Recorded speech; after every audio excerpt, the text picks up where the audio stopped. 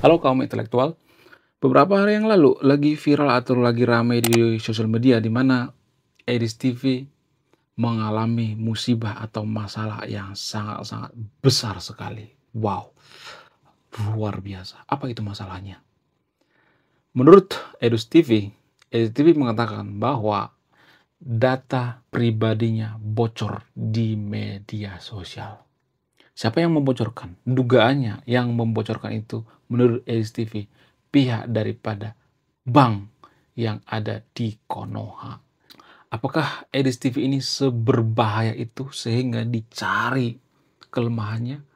Apakah Edis TV ini seberbahaya itu sehingga data pribadinya dibocorkan? Apakah Edis TV ini seorang telolit? Apakah Edis TV ini orang yang radikal sehingga dia sangat diburu? Apakah dia orang yang melakukan kejahatan? Apakah dia seorang narapidana? Kenapa dia ditakuti di Konoha? Apa alasannya?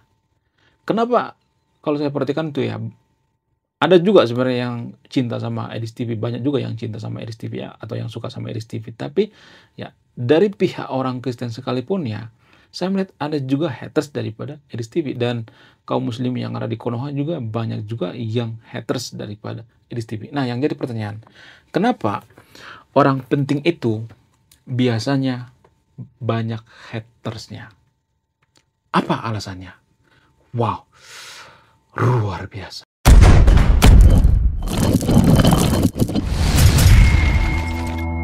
Ada pepatah kuno yang mengatakan bahwa ketika hidup Anda itu tidak punya haters, tidak ada yang julid terhadap Anda, maka hidup Anda itu tidak terlalu penting. Mohon maaf ya, bagi teman-teman yang nonton video ini, saya tidak mengatakan semua yang nonton video ini hidupnya tidak penting ya, tapi dalam hal ini kalau saya perhatikan, sama halnya dengan Edis TV. Kenapa Edis TV ini banyak hatersnya? Bukan berarti saya pro terhadap Edis TV ya, bukan berarti saya pro terhadap Kristen ya, saya tidak berpihak pada agama apapun di sini ya, saya benar-benar netral ya. Saya ngambil dari sudut pandang kaum intelektual ya. Kita sebagai kaum intelektual itu nggak boleh berpihak pada agama tertentu ya. Karena menurut saya ini fenomena yang sangat menarik ya. Edis TV ini fenomena yang sangat menarik. Kenapa dia banyak hatersnya? Terutama dari kaum muslim yang ada di Konoha. Ini hanya di Konoha ya, bukan Indonesia. Nggak urusan dengan orang Indonesia. Karena orang Indonesia itu rata-rata anti kritik ya. Kenapa bisa seperti itu? Apa alasannya? Alasan yang paling mempengaruhi itu karena Edis TV ini dianggap orang yang sangat berpengaruh. Jadi orang yang sangat berpengaruh itu biasanya dibenci, dikuntili, yang didoxing, yang dikata-katain ya. Jadi gini guys, simpelnya gini. Kalau misalnya kita dikata-katain, artinya kita lebih tinggi daripada orang yang ngata-ngatain kita. Kalau kita diomongin, berarti kita tuh penting ya. Jadi posisi yang ngomongin di sini nih ya. Sementara yang diomongin itu di atas gitu. Jadi nggak pernah sejarahnya ya kita ngomongin yang paling bawah gitu ya. Mohon maaf ya, kalau misalnya hidup kita tuh nggak terlalu penting, ngapain diomongin ya kan? Jadi justru karena hidup seseorang itu penting, makanya diomongin gitu. Jadi menurut saya pribadi, ya Edis TV ini adalah orang yang sangat penting ya. Karena apa? Karena dia adalah fenomena sehingga dicari-cari gitu alamatnya gitu, dicari-cari ya kelemahannya. Kenapa? Karena ya Edis TV ini membongkar sesuatu hal yang tidak pernah dibongkar oleh warga Konoha ya. Kemudian ya alasan selanjutnya misalnya kenapa bisa seperti itu? Apa alasannya? Kenapa Edis TV ini banyak hatersnya gitu? Alasan selanjutnya itu karena gaya komunikasi daripada Edis TV ini menurut saya itu tidak biasa ya. Dia kan orang Batak ya. Di video sebelumnya saya udah bahas nih, orang Batak itu kan tegas, belak-belakan, tidak punya basa-basi, langsung to the point. Nah, gaya komunikasi seperti inilah yang tidak disukai oleh orang-orang Indonesia. Jadi, gaya komunikasi yang disukai oleh orang-orang Indonesia itu ya yang basa-basi.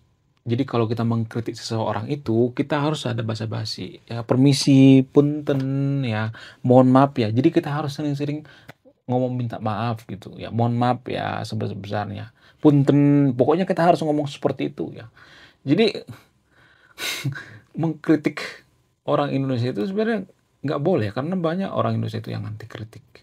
Sehingga apa? Sehingga Edis TV ini dianggap mengganggu gitu ya. Mengganggu ketenangan gitu. Ya, Edi Steve ini kan orang Batak ya. Orang Batak itu kan ceplas-ceplos, ya nggak suka basa-basi ya. Sama seperti Pak Luhut misalnya. Ya, rata-rata orang Sumatera seperti itu ya. Pak Ahok kan ngomongnya tuh langsung to the point gitu. Nggak ada yang disembunyikan, apa yang ada di hatinya langsung diomongin gitu.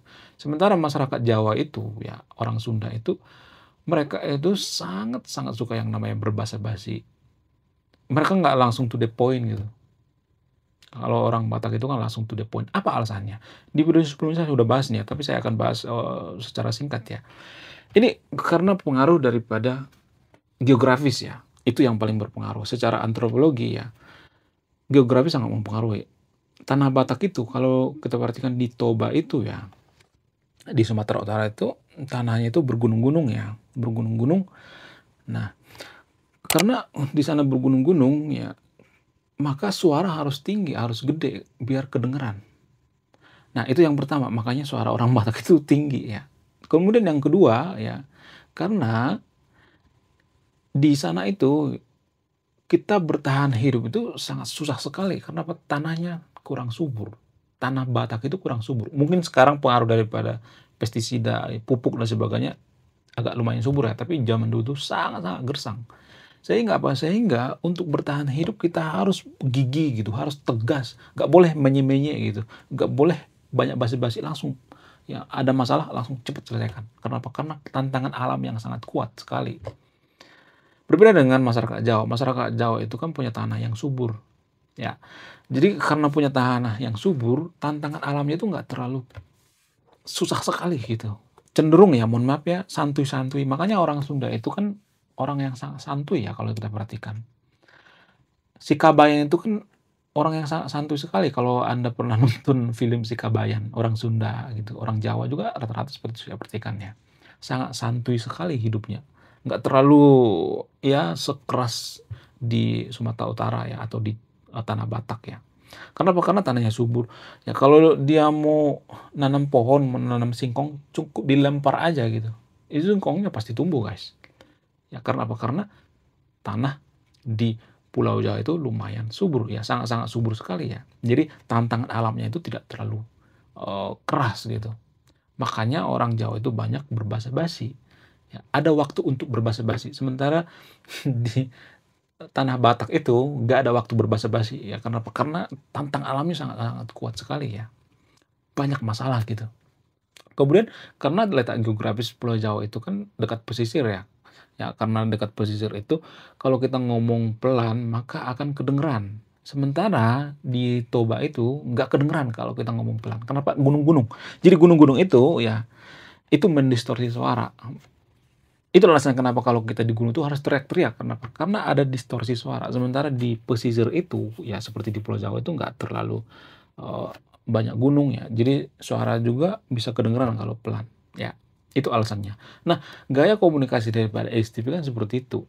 Kocak, to the point, belak-belakan, nggak pakai minta maaf. Langsung gitu. Ya, kalau ngomongnya A gitu. Kalau di hatinya A, ya ngomong A gitu. Belak-belakan, to the point.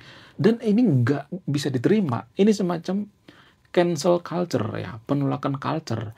Jadi masyarakat Jawa kan mayoritas beragama Muslim ya. Nggak mau komunikasi seperti ini, walaupun yang dikatakan oleh Edis TV ini benar.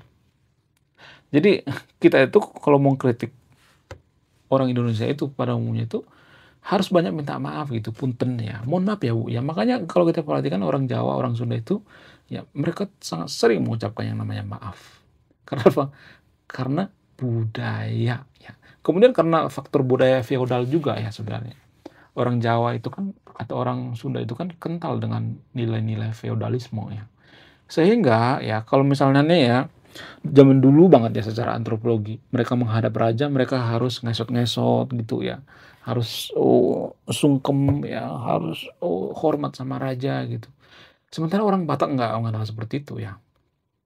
Ya walaupun ada raja di orang Batak itu nggak seperti itu. Nggak. Sebelum ada yang namanya kerajaan, orang Batak itu menganut istilah egaliter, setara. Ya, setara. Jadi tidak ada yang namanya misalnya nih yang paling rendah, yang paling tinggi, nggak, pokoknya setara gitu. Ada komunikasi yang belak-belakan. Karena apa? Karena kita setara gitu, ngapain takut? Makanya orang Batak itu berani. Sementara orang Jawa itu kan menganut yang namanya sistem egaliter. Ada raja, kemudian ada kepala suku, ya, pemuka agama, pokoknya banyak tingkat-tingkatannya, ya. Kalau kita perhatikan zaman sekarang tuh ada gus, ya, kemudian ada kiai, ada ulama yang kondang, ulama karismatik, habaib, dan sebagainya, ada tingkat-tingkatannya. Karena apa? Itu adalah sistem daripada feodalisme zaman dulu gitu. Ya, kalau kita perhatikan di sekarang ini ya. Dan Edis TV cara bicaranya itu langsung belak-belakan gitu. Egaliter. Edis TV menganggap bahwa ya kita setara semuanya gitu. Kemudian alasan selanjutnya misalnya karena orang Batak itu kan punya marga. Ya, jadi zaman dulu itu kalau misalnya orang Batak itu berkonflik tuh ya sangat jarang berkonflik sebenarnya. Karena apa? Karena mereka juga berani berkonflik karena mereka punya komplotan, punya satu marga, punya komunitas. Jadi nggak bisa ngasal gitu kalau kita mempersekusi agama tertentu, marga tertentu kan nanti satu marganya pada ikut tuh ya. Misalnya nih Edi Sidabutar ya. Nanti marga Sidabutar seluruh Indonesia nanti pasti ngikut ya membantu Edis TV. Jadi ada sistem persaudaraan yang sangat kuat sekali. Nggak tahu kalau sekarang ya. Kalau di kampung sana di Tanah Batak itu ya ada tali persaudaraan yang sangat kuat. Satu marga gitu. Edi Sidabutar ya. Satu kumpulan gitu. Mereka akan saling support atau saling membantu. Makanya mereka berani gitu. Makanya orang Batak itu biasanya berani. Karena mereka berpikir, ya kita juga punya backingan kok. Kita punya satu marga kok. Kita punya komunitas yang saling melindungi kok. Jadi mereka sangat-sangat berani. Itu secara antropologi ya. Nah, sikap keberanian daripada Edis TV ini ditanggapi oleh warga Konoha itu lain gitu. Ya, karena gaya komunikasinya itu terlalu berani, belak-belakan, ya, maka banyak orang yang marah. Padahal bisa saja yang dikatakan oleh Edis TV ini benar gitu, jujur gitu. Ya, cuman masyarakat kita itu kan rata-rata hipokrit alias munafik, sehingga kalau ada orang ngomong jujur, mereka akan sakit hati gitu, mudah tersinggung. Ya, pokoknya harus banyak ngomong maaf ya. Makanya saya tuh sering bilang maaf ya, punten gitu, mohon maaf gitu. Karena apa? Karena menyesuaikan diri dengan lingkungan gitu. Ya mohon maaf ya bagi teman-teman yang terpilih, menyesuaikan diri dengan lingkungan.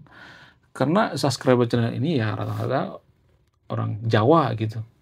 Jadi ya harus menyesuaikan diri dengan lingkungan. Kemudian apakah Edis TV ini penjahat, narapidana? Kenapa dia dicari-cari gitu kesalahannya, kemudian alamatnya dicari-cari gitu. Ya kalau saya perhatikan ya, Edis TV ini kan bukan orang penjahat, bukan narapidana juga, tapi dia menurut saya itu diperhitungkan gitu, sangat berpengaruh. Dia membuka sesuatu yang sangat rahasia atau membuka kotak Pandora sehingga dikejar ya. Saya melihat ya, Edis TV ini sangat-sangat dikejar ya kalau saya perhatikan ya. Tapi gini guys ya, mohon maaf ya bagi teman-teman yang nonton video ini, dan ini juga hanya di Konoha ya. Kalau misalnya umat muslim yang ada di Konoha itu berdebat dengan Edis TV, kemudian kalah dengan Edis TV gitu, jangan marah gitu. Debat dilawan dengan debat gitu, argumentasi dilawan dengan argumentasi, intelektual dibalas dengan intelektual, bukan ya debat dibalas dengan otot gitu. Di Konoha itu ya kalau misalnya ada orang ngajak silaturahmi gitu ya, boleh nggak saya silaturahmi ya, Sherlock saya silaturahmi gitu. Itu bukan silaturahmi lah guys. Itu bukan silaturahmi. Itu salam olahraga guys. Ya, itu mau persekusi guys. Ya makanya saya tuh sering diajak seperti itu guys ya. Sherlock tak paranin.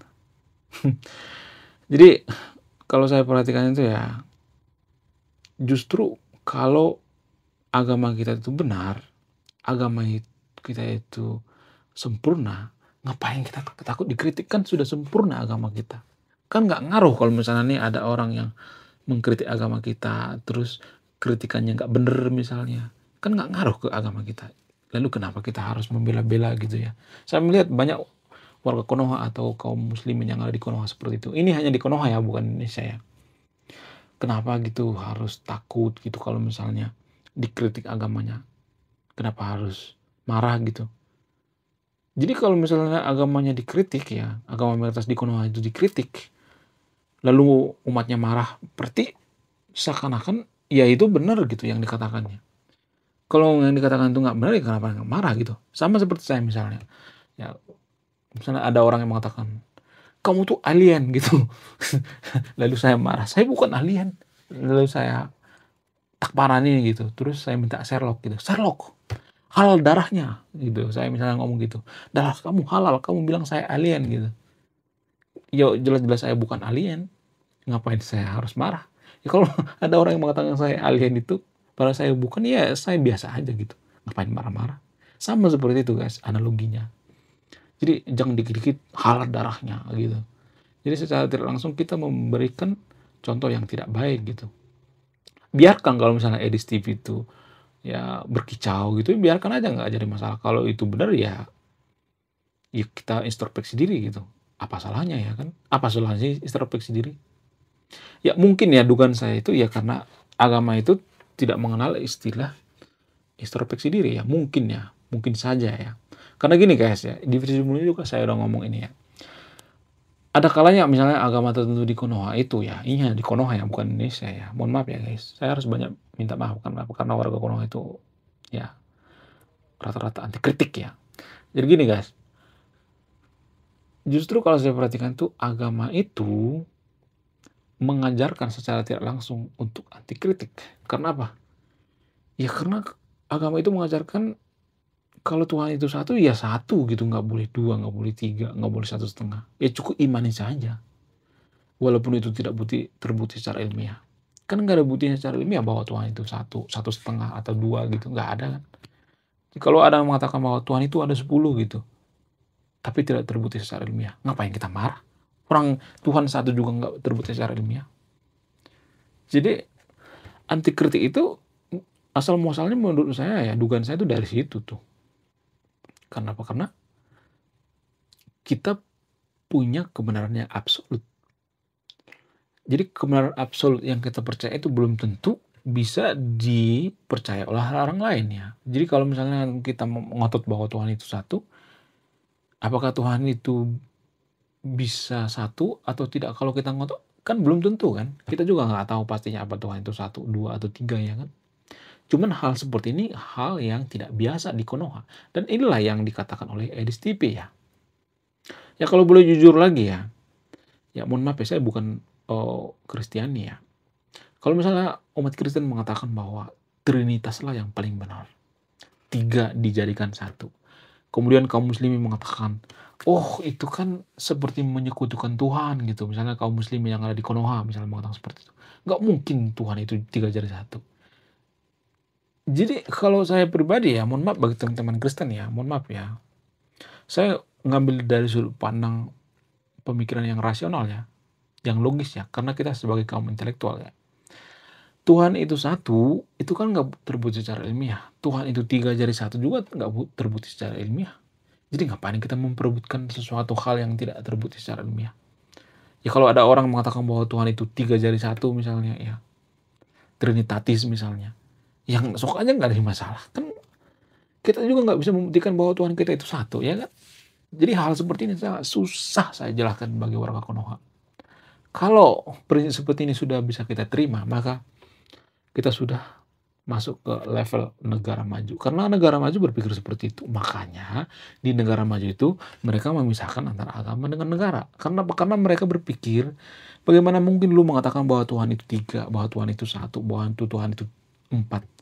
Kalau Tuhan itu nggak bisa dibuktikan secara ilmiah. Nah, sesuatu hal yang tidak bisa dibuktikan secara ilmiah nggak bisa digabungkan dengan negara. Itulah alasannya kenapa mereka sekuler. Bukan karena mereka pro dengan kaum pelangi ya. Di Konoha itu kan dikit-dikit kaum pelangi. Oh, kaum sekuler ya. Kaum pelangi.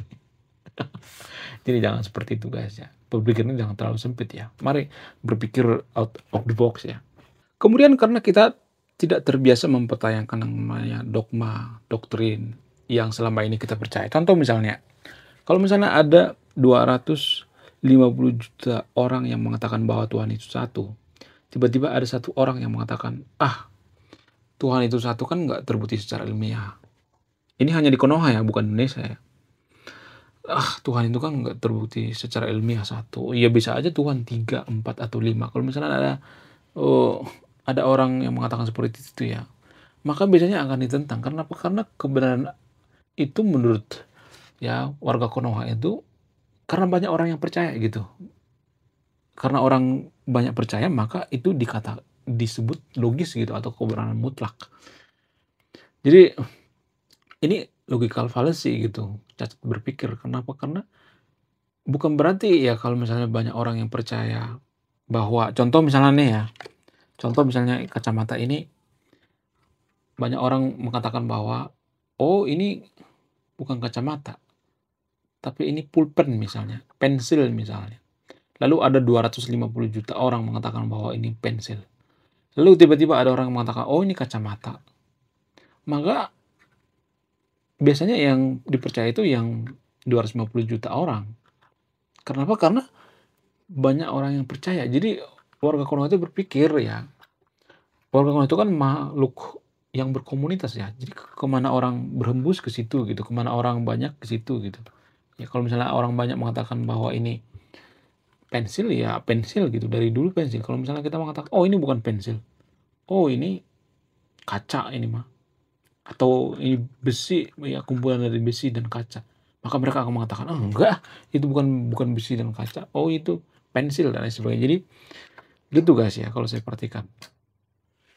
Kebenaran itu tidak selamanya benar kalau kebenaran itu banyak orang yang percaya gitu.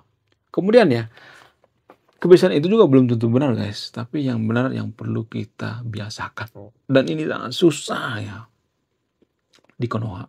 Kalau ada orang yang mengkritik agama kita, kita marah-marah gitu. Ini kebiasaan yang buruk guys. Biarin aja, kenapa memang? Biarkan agama itu menolong diri sendiri gitu. Gak usah kita yang nolong-nolong gitu ya. Bukankah Tuhan itu maha kuasa? Lalu kenapa kita harus membela Tuhan gitu? Membela agama. Bukankah agama itu ciptaan Tuhan? Kenapa kita harus membela-bela agama? Jadi kalau kita bela-bela terus agama kita itu, seakan-akan agama itu lemah kan? Kalau saya mengatakan seperti ini, biasanya seperti ini ya jawabannya. Oh, kita membela orang tua kita itu, membela nenek moyang kita itu, membela kakek kita itu, ya itu kan hal yang biasa, sama seperti membela agama. Itu kan dua hal yang berbeda. Ya, membela keluarga dan membela agama itu dua hal yang berbeda. Agama itu kan organisasi. Keluarga itu kan manusia. Ini kan bukan apple to apple. Tuhan dengan keluarga itu kan dua hal yang berbeda. Tuhan itu maha kuasa, manusia bukan maha kuasa. Jadi bukan apple to apple. Ini kecacatan dalam berpikir ya kalau saya perhatikan. Sangat lucu ya kalau ada orang yang mengatakan seperti itu ya. Kita membela agama itu sama membela keluarga, membela ibu kita, ayah kita. Kalau ayah kamu dihina, ya masa kamu diam aja? Ya ayah dengan Tuhan kan beda. Kalau Tuhan dihina ya bukan berarti saya nyuruh yang nonton video untuk menghina Tuhan ya. Kalau Tuhan dihina kan ya biarkan Tuhan lah yang bekerja gitu. Ya kita santuy-santuy aja, nggak jadi masalah ya kan. Ya nggak sih, menurut kalian gimana? Coba tulis di kolom komentar ya. Oke, sekian video, terima kasih sudah menonton kami. Saya kaum intelektual, salam rasional.